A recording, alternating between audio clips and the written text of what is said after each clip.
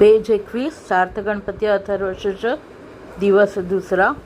अनेन गणपती भीषंचती स वाग्मी भवति चतुर्थ्यान् मनुष्यन् जपति स विद्यावान् भवति इत्यथर्वणवाक्यम् ब्रह्माद्यावरण विद्यात् न बिभ्रेति कदाचनेति।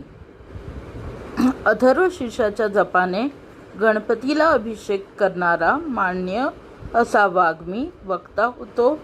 चतुर्थीच्या दिवशी निर्जल उपवास करणारा विद्यावान होतो, असे अथर्वण ऋषीचे वचन आहे।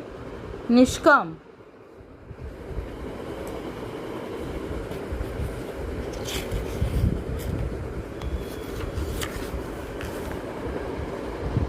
पठनाने ब्रह्म धिया मायेचे आवरण नीट जाणावे, म्हणजे कधीही कोठेही भय वाटत नाही।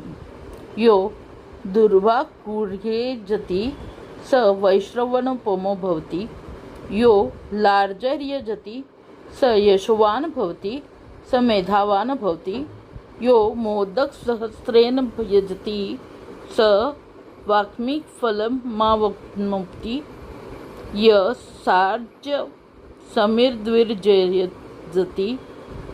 स सर्व लभते स सर्व लभते।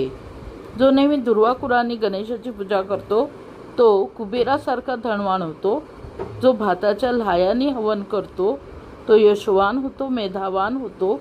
जो सहस्त्र मोदकांनी हवन करतो त्याला इच्छित फल प्राप्त होते। जो तुपासहित हवन करतो त्याला सर्व काही मिळते।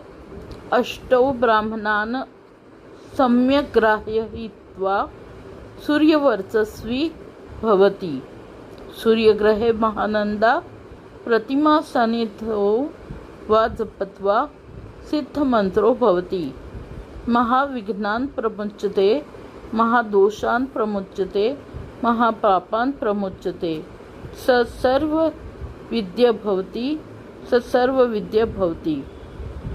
य एव वेद इत्युपनिषद। जो गणेश भक्त 8 ब्राह्मण विद्यार्थ्यांना हे अथर्वशीर्ष उत्तम रीतीने समजावून सांगतो तो सूर्यासारखा तेजस्वी